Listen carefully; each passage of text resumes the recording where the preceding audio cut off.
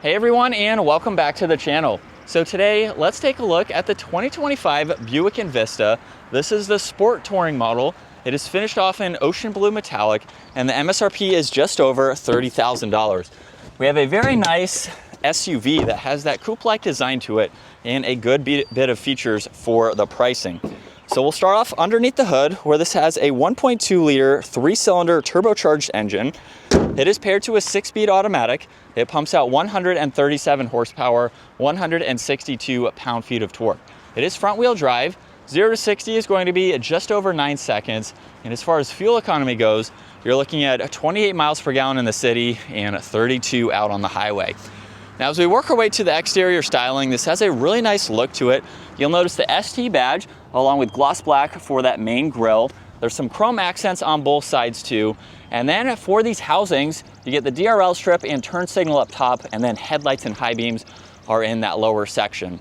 There's also some brushed accents and gloss black for the lower section of the bumper with some more cutouts. Latest Buick design for that badge there, and then some lines coming down the hood to give it a great look. Now, this model is equipped with 19-inch gloss black wheels, and you'll notice that gloss black extends its way from the bumper to the fender arches and the side skirts there. It's also on the mirrors, which have a turn signal. It's on the upper section of the window trim, and then there's a sunroof up top. There's also some really nice lines that run down the side, and with the Invista, you get that coupe-like design. So it has a very steeply raked rear glass, where there's also the third brake light and a gloss black trim accent up top. Now, for the rear lighting, turn signals are in the middle section of the bumper, and then up top are the brake lights. Now, there's also a backup camera, all the parking sensors. There's more brushed accents too, and gloss black in that lower section.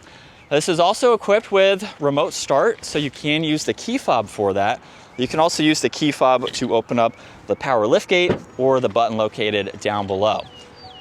Now, this surprisingly has a good bit of rear storage. You also get a spare tire and some more storage where you can place items if you need to.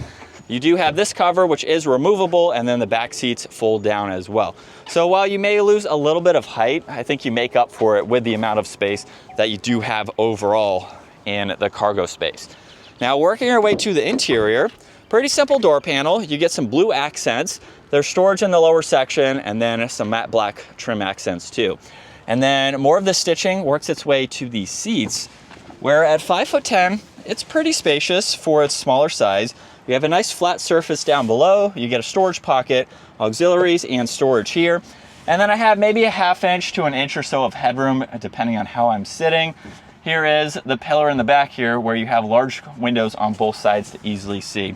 The seats are also fixed, but they do recline slightly just to make it a little bit more comfortable.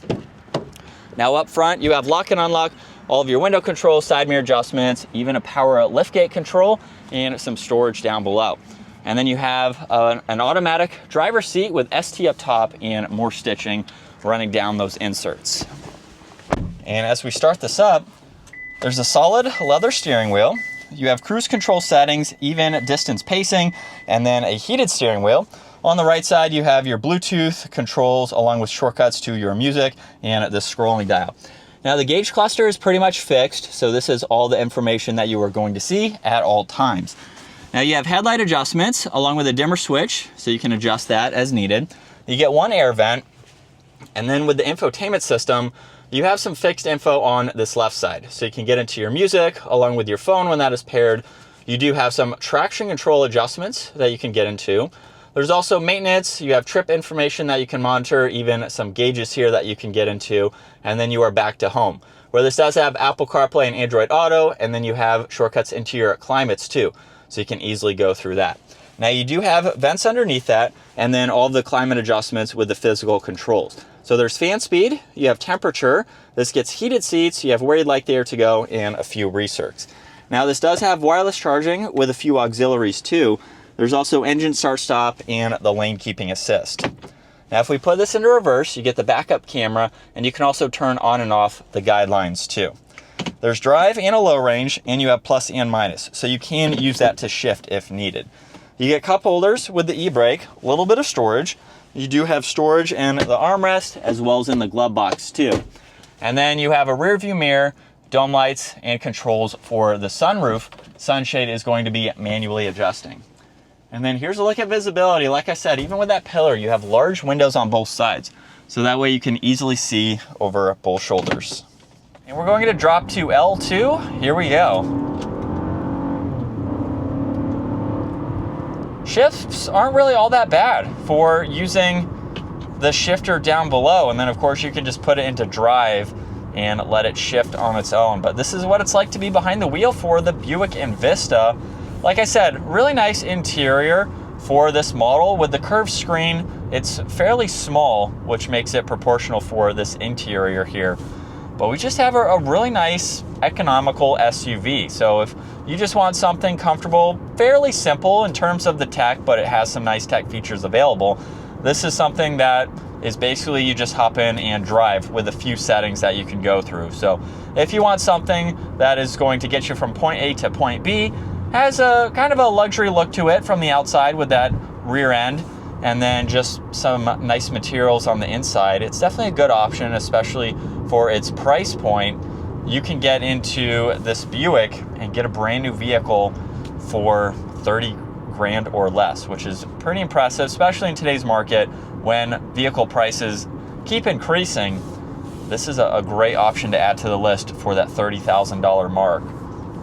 But that is going to wrap it up for the 2025 Buick Envista Sport Touring. If you enjoyed today's video, give it a huge thumbs up and consider smashing that subscribe button so you can stay up to date with our daily uploads. And I will see you all in the next video.